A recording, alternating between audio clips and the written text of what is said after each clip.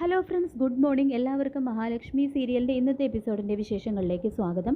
അങ്ങനെ സാഗറിനെ ക്ഷേത്ര നടയിൽ വെച്ച് മേഘൻ ഉപദ്രവിക്കാൻ ശ്രമിച്ചു എന്നറിയുന്ന മാർക്കോ വീണ്ടും ഒരവസാന താക്കീത് നൽകാനായിട്ട് മേഘനെ ചെന്ന് കാണുന്നു. മഞ്ജു ഇപ്പോൾ സമാധാനത്തോടെയും സന്തോഷത്തോടെയാണ് സാഗറിനോടൊപ്പം കഴിയുന്നത്. ഇനി നീയായിട്ട് അവരുടെ ഇടയിലേക്ക് വയഞ്ഞു കയറി ചെന്ന് ഉപദ്രവിക്കാൻ നിൽക്കരുത്. ഇനി നിനക്ക് മഞ്ജുവിൻ്റെ ജീവിതത്തിൽ ഒരു സ്ഥാനവും ഇല്ല. നാളെ മഞ്ജു സാഗറിൻ്റെ കുഞ്ഞുങ്ങളെ പ്രസവിക്കും. അവരെങ്ങനെ സന്തോഷകരമായിട്ടുള്ള ഒരു ജീവിതം നയിക്കുമ്പോൾ ഇടയിലേക്ക് കയറി ചെന്നാലുണ്ടല്ലോ, ഈ മാർക്കോ ആരാണെന്ന് നീ അറിയും എന്ന് പറഞ്ഞുകൊണ്ട് ഒരവസാന താക്കീത് മാർക്കോ മേഘന് നൽകുന്നുണ്ട്. പിന്നീട് വാമൻ്റെ അടുത്തെത്തുന്ന മേഘൻ അമ്പലത്തിൽ നടന്ന കാര്യങ്ങളെല്ലാം വാമനെ അറിയിക്കുന്നു. അപ്പോൾ വാമൻ പറയുന്നുണ്ട്, ഇനി മഞ്ജുവിനെ സാഗറിൻ്റെ കയ്യിൽ നിന്നും നമ്മുടെ വീട്ടിലേക്ക് കൊണ്ടുവരിക എന്നുള്ളത് അത്ര എളുപ്പമല്ല.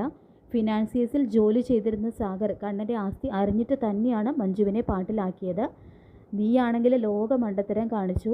വിവാഹം കഴിഞ്ഞതിന് ശേഷം നീ എന്തിനാ മറ്റു പെണ്ണുങ്ങളുടെ പുറകെ പോയത്? എന്തായാലും നാളെ കണ്ണൻ ഇവിടെ നിന്ന് പോകും എന്നാണ് കേട്ടത് എന്ന് വാമൻ പറയുമ്പോൾ, എങ്കിൽ അതിനു മുൻപ് തന്നെ അവൻ്റെ ഇടത് കാലിനും ചലനശേഷി കിട്ടിയിട്ടുണ്ടോ എന്നറിയണം എന്ന് പറയുന്നുണ്ട് മേഘൻ. പിന്നീട് കാണിക്കുന്നത് കരുണയും മുത്തശ്ശിയും പ്രതാപനും ചേർന്നിട്ട് അമ്പലത്തിൽ അമ്മയുടെ പേരിൽ വഴിപാട് കഴിപ്പിച്ചു കൊണ്ടുവരുന്ന പാൽപ്പായസത്തിൽ ആ വൈദ്യൻ കൊടുത്തുവിട്ട വിഷം ചേർത്തിട്ട് അത് മഹാലക്ഷ്മിക്ക് കൊടുക്കാനുള്ള ഒരു പദ്ധതി ആസൂത്രണം ചെയ്യുന്നു. പാൽപ്പായസം ലക്ഷ്മിക്ക് വളരെ ഇഷ്ടമാണെന്നും പിന്നെ അമ്മയുടെ പിറന്നാൾ ദിവസം അമ്പലത്തിൽ വഴിപാട് കഴിപ്പിച്ചതായതുകൊണ്ട് തന്നെ അവൾ അത് കഴിക്കാതിരിക്കില്ല.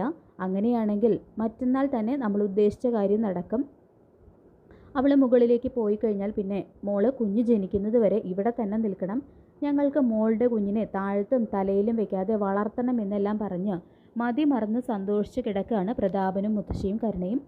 ശേഷം കണ്ണനാണെങ്കിൽ അനന്തവും മാർക്കോയും അടുത്തില്ലാത്ത സമയത്ത് പരസഹായം ഒന്നും കൂടാതെ എഴുന്നേൽക്കാനുള്ള ഒരു ശ്രമം, ബെഡിൽ നിന്നും എഴുന്നേൽക്കാനുള്ള ഒരു ശ്രമം നടത്തുകയും അതിൽ വിജയിക്കുകയും ചെയ്യുന്നുണ്ട്. അപ്പോൾ ഇത് കണ്ടുകൊണ്ട് വരുന്ന അനന്തുവിനും മാർക്കോയും ആ ഒരു കാഴ്ച കണ്ട് വല്ലാതെ സന്തോഷമാവുന്നുണ്ട്.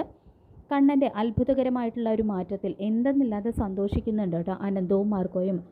തുടർന്ന് കണ്ണ, നമുക്കിനി പുറത്തേക്കൊന്ന് ഇറങ്ങി നടന്നാലോ എന്നെല്ലാം അനന്ത് ചോദിക്കുമ്പോൾ, സാറ് ഒറ്റയ്ക്ക് നടക്കണ്ട, ഞങ്ങളും സഹായിക്കാം എന്ന് പറയുന്നുണ്ട് മാർക്കോ. അങ്ങനെ മാർക്കോയുടെയും അനന്തയുടെയും സഹായത്തോടു കൂടി തന്നെ കണ്ണൻ പുറത്തിറങ്ങി നടക്കാനൊക്കെ തുടങ്ങുന്നുണ്ട്. ഇതേ സമയം അതുവഴി വന്നിരുന്ന മേഘൻ ഇതെല്ലാം കാണുന്നുണ്ട് കേട്ടോ. അത് കണ്ട് ശരിക്കും നടുങ്ങുന്നുണ്ട് മേഘൻ. പക്ഷേ ഇതെല്ലാം മേഘൻ കാണുന്ന സ്വപ്നമാണ്. തുടർന്ന് ആ ഒരു കാഴ്ച കണ്ട് അയാൾ ഉറക്കത്തിൽ നിന്നും ഞെട്ടി ഉണരുന്നുണ്ട്. എന്നിട്ട് വാമനെയും വിളിച്ചെഴുന്നേൽപ്പിക്കുന്നു. എന്നിട്ട് പറയുന്നുണ്ട്, അച്ഛാ, കണ്ണൻ ആ അനന്തുവിൻ്റെയും മാർക്കോയുടെയും കൈ പിടിച്ച് നടക്കുന്നത് ഞാൻ കണ്ടു എന്ന് പറയുമ്പോൾ, നീ അത് തന്നെ ആലോചിച്ച് കിടന്നിട്ടായിരിക്കും. അങ്ങനെ അത്ര പെട്ടെന്നൊന്നും കണ്ണന് എഴുന്നേറ്റ് നടക്കാൻ പറ്റുമെന്ന് എനിക്ക് തോന്നുന്നില്ല എന്ന് പറയുന്നുണ്ട് കേട്ടോ വാമൻ. ഇല്ല അച്ഛാ, ഞാൻ കണ്ടത് സ്വപ്നമാണെങ്കിലും അതെൻ്റെ കണ്ണിൽ നിന്നും മായുന്നില്ല. അവൻ ഒരു കാരണവശാലും ആരുടെയും കൈ പിടിച്ച് നടക്കാൻ പാടില്ല എന്ന് പറയുന്നുണ്ട് കേട്ടോ മേഘൻ. ഞാൻ ഇപ്പം തന്നെ അവൻ്റെ മുറിയുടെ പരിസരത്തേക്ക് പോവാണ്. എന്നിട്ട് അവൻ ഇവിടെ നിന്ന് പോകുന്നതിന് മുൻപ് തന്നെ അവൻ്റെ ഇടത് കാലിനും ചലനശേഷി കിട്ടിയിട്ടുണ്ടോ എന്നറിയണം. ഇല്ലെങ്കിൽ എനിക്ക് മനസമാധാനത്തോടെ ഉറങ്ങാൻ പോലും പറ്റുമെന്ന് തോന്നുന്നില്ല എന്ന് പറഞ്ഞുകൊണ്ട് മേഘൻ കണ്ണൻ്റെ മുറി ലക്ഷ്യമാക്കി പോവാണ്. ഇതേ സമയം അമ്മയോടൊപ്പം കിടന്നിരുന്ന മഹിയാണെങ്കിലും കണ്ണൻ എന്തോ ഒരു ആപത്ത് സംഭവിക്കാൻ പോകുന്നു എന്നുള്ളൊരു സ്വപ്നം കണ്ട് ഞെട്ടി ഉണരുന്നുണ്ട്. കണ്ണന് കുഴമ്പൊക്കെ ഇട്ട് മസാജ് ചെയ്യുന്ന സമയത്ത് ചിലർ ആശുപത്രിയിലെത്തിയിട്ട് കണ്ണനെ അപായപ്പെടുത്താനുള്ള ഒരു സ്വപ്നമാണ് കേട്ടോ മഹി കാണുന്നത്. കാരണം അന്ന് അഗസ്ത്യകൂടത്തിൽ വെച്ച് തന്നെ കണ്ണന് നേരെ ഒരു ഗുണ്ടാക്രമണം ഉണ്ടായതാണല്ലോ. അപ്പോൾ മാത്രമല്ല ഇപ്പോൾ അവിടെ മേഘനും വാമനും ഒക്കെ അവിടെ എത്തിയിട്ടുണ്ട്. അതുകൊണ്ട് തന്നെ മഹാലക്ഷ്മിയുടെ മനസ്സ് വല്ലാതെ തന്നെ ഉലഞ്ഞു പോകുന്നുണ്ട്.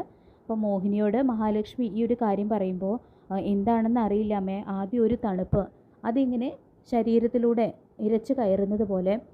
കണ്ണേട്ടൻ അവിടെ ഒറ്റയ്ക്കാണ്. കണ്ണേട്ടനെ കുറിച്ച് ആലോചിക്കുമ്പോൾ വല്ലാത്ത ഒരു ആശങ്ക മനസ്സിൽ നിറയുന്നത് പോലെ എന്നെല്ലാം മഹാലക്ഷ്മി പറയുമ്പോൾ, മോൾ അതും ഇതും ആലോചിച്ച് വിഷമിക്കണ്ട. കണ്ണനെ കൂട്ടായിട്ട് ഇപ്പോൾ അവിടെ അനന്തവും മാർക്കോയൊക്കെ ഉണ്ടല്ലോ. മോൾ ഇറങ്ങാൻ നോക്കുക എന്ന് പറഞ്ഞുകൊണ്ട് മോഹിനി മഹിയെ ആശ്വസിപ്പിക്കാൻ ശ്രമിക്കുന്നുണ്ടെങ്കിലും മഹിയുടെ മനസ്സിൽ നിന്നും ആശങ്ക പൂർണ്ണമായിട്ടും വിട്ടൊഴിയുന്നില്ല. പിന്നീട് അങ്ങനെ മേഘൻ കണ്ണൻ്റെ മുറിയുടെ പരിസരത്തെത്തിയിട്ട് അവിടെയൊന്നും ആരും ഇല്ലായെന്ന് ഉറപ്പുവരുത്തിയതിന് ശേഷം പതിവ് പോലെ ആ തോക്കോൽ പഴുതിയിലൂടെ കണ്ണൻ്റെ മുറിയിലേക്ക് ഒളിഞ്ഞു നോക്കുന്നുണ്ട് കേട്ടോ. അങ്ങനെ മേഘൻ ആ താക്കോൽ പഴുതിലൂടെ മുറിയിലേക്ക് ഒളിഞ്ഞു നോക്കുന്ന സമയത്ത് തന്നെ അയാളുടെ കണ്ണിന് എന്തൊക്കെയോ അസ്വസ്ഥതകളും അതുപോലെ തന്നെ പുകച്ചിലൊക്കെ ഉണ്ടാവുന്നുണ്ട്. ഇതിപ്പോൾ പലതവണയായി മേഘൻ കണ്ണൻ്റെ ഇടതുകാലിന് ചലനശേഷി കിട്ടിയിട്ടുണ്ടോ എന്നറിയാനായിട്ട് താക്കോൽ പഴുതിലൂടെ മുറിയിലേക്ക് ഒളിഞ്ഞു നോക്കുന്നത്. അപ്പോൾ ഈ ഒരു കാര്യങ്ങളെല്ലാം നമ്മുടെ സിദ്ധിയായിട്ടുള്ള അമ്മ ധ്യാനത്തിലൂടെ മനസ്സിലാക്കുന്നുണ്ട് കേട്ടോ. അപ്പോൾ ഇത്തവണ മേഘന് അയാളുടെ ആ കാഴ്ച നഷ്ടപ്പെടുത്തി അയാൾക്ക് ഒരു ഞെട്ടിക്കുന്ന ഒരു ശിക്ഷ തന്നെയാണ് നമ്മുടെ അമ്മ കൊടുത്തിരിക്കുന്നത്.